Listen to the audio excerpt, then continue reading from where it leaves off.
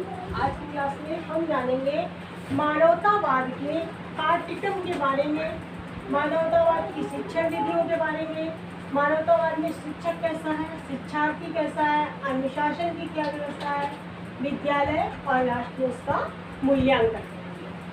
तो मानवतावाद में जो पाठ्यक्रम की बात करते हैं, तो जैसे कि हमने ब्रूबेकर की परिभाषा पढ़ी कि मानवतावाद मानव स्वभाव व मानवीय दृष्टिकोणों पर बल देता है।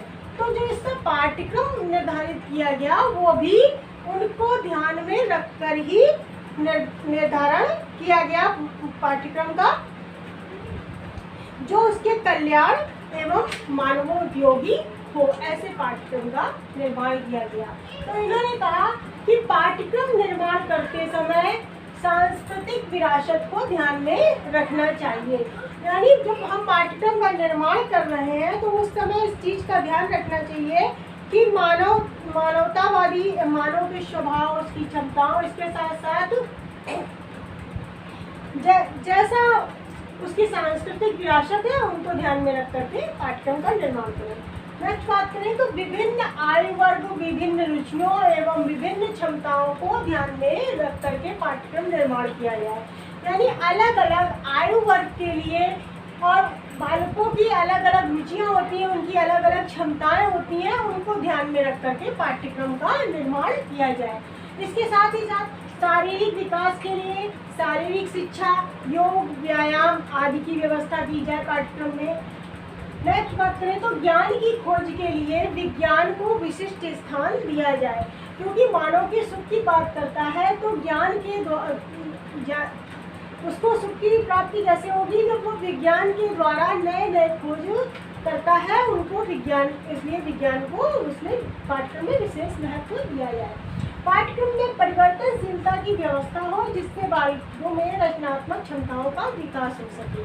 तो जैसे कि हम जानते हैं पाठ्यक्रम का निर्माण जब करते हैं तो पाठ्यक्रम को लचीला रखा जाता है ताकि समय और सुविधा के अनुसार उसको परिवर्तन किया जा सके। तो उसमें परिवर्तनशीलता की व्यवस्था होनी चाहिए जिससे कि जैसे रचनात्मक बालक है उनके अंदर वैसी ही क्षमताओं का विकास किया जा सके।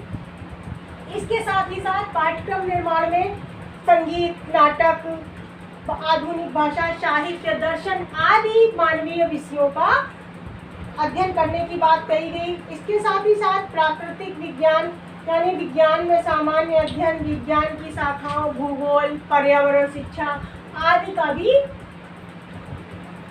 पाठ्यक्रम में स्थान दिया गया। सामाजिक विषयों में इतिहास, भूगोल, नागरिक शास्त्र, खेलकूद आदि विषयों की व्यवस्था रखी गई। नेक्स्ट बात करें शिक्षण विधियों की, तो जो मानवतावाद की शिक्षण विधियाँ थी उसमें क्या है, स्वशिक्षण पर जोर दिया गया।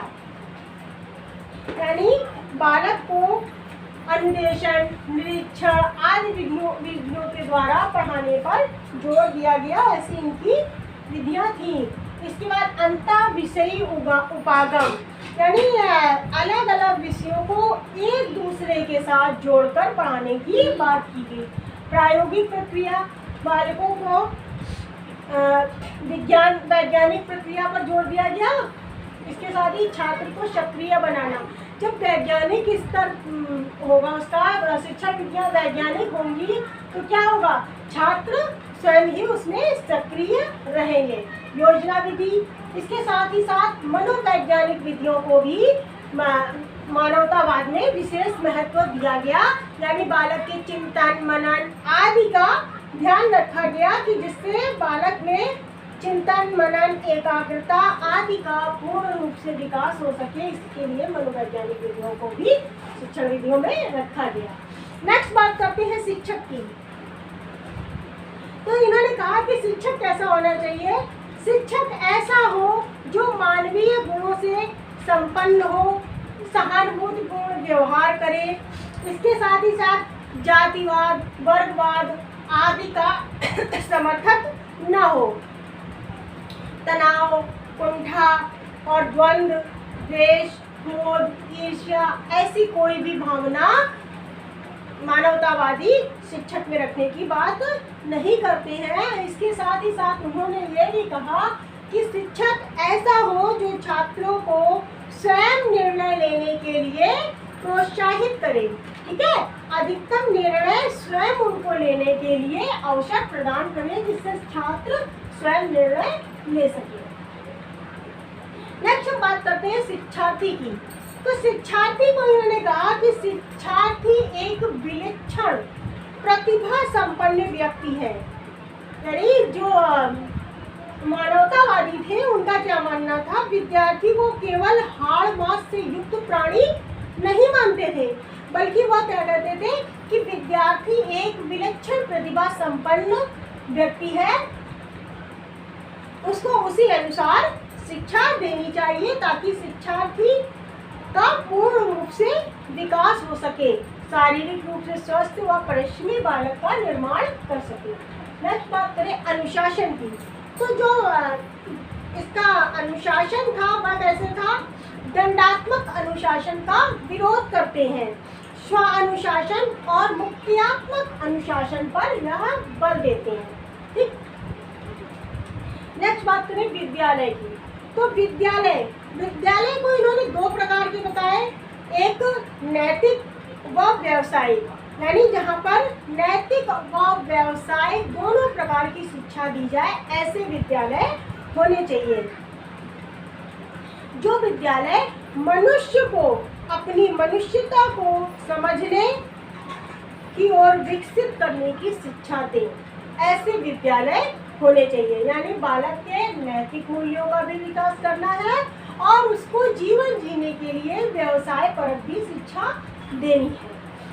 अब इतना सब कुछ मानवतावाद के बारे में जानने के बाद लास्ट में हम सभी बातों का मूल्यांकन करते आए हैं, सभी शिक्षा का मूल्यांकन करते हैं। तो यहाँ पर भी हम मानवतावादी शिक्षा का जब मूल्यांकन करते हैं तो मानवतावादी जो विद्यालय थे उन्होंने क्या कहा कि जियो और जीने दो का संदेश दिया। ठीक है, तो इस तरह से अगर हम कहते हैं तो मानवतावाद आधुनिक युग की एक अनिवार्य आवश्यकता है। ठीक है, क्योंकि मानवतावादी शिक्षा किसकी बात करती है, मानव कल्याण की, यानी इसका जो परम लक्ष्य है वह क्या है, मानव कल्याण ही इसका परम लक्ष्य है, या वसुधैव कुटुंबकम की बात करती है। इसके साथ ही साथ मानव को महान व्यक्ति, उसके विचारों को महान बनाने की बात करती है। जैसे कि मैथ्यूसेलर जी ने भी कहा है कि यही पशु प्रवृत्ति है कि आप चरें। ठीक है, अब वही मनुष्य प्रवृत्ति है कि जो मनुष्य के लिए मरे।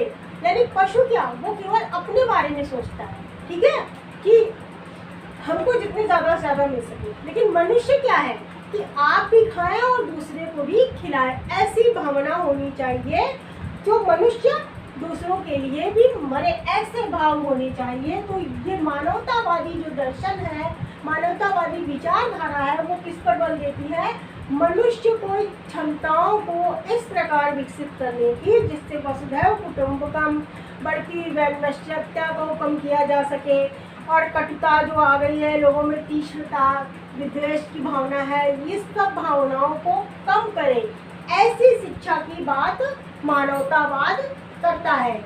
या एक कैसा है, आशावादी दृष्टिकोण का दर्शन है जो मानव की निराशा, कुंठा, उसकी हताशा आदि को दूर करने का प्रयास करता है और मानव के सर्वांगीण विकास की बात करता है। तो इस प्रकार संपूर्ण मानवतावादी दर्शन को जानने के बाद हम यह कह सकते हैं कि मानवतावादी दर्शन जो है वह कैसा है, आधुनिक युग के लिए एक अनिवार्य आवश्यकता है ताकि संसार में वसुधैव कुटुंबकम की भावना बनी रहे और मानवीय गुणों का विकास हो सके।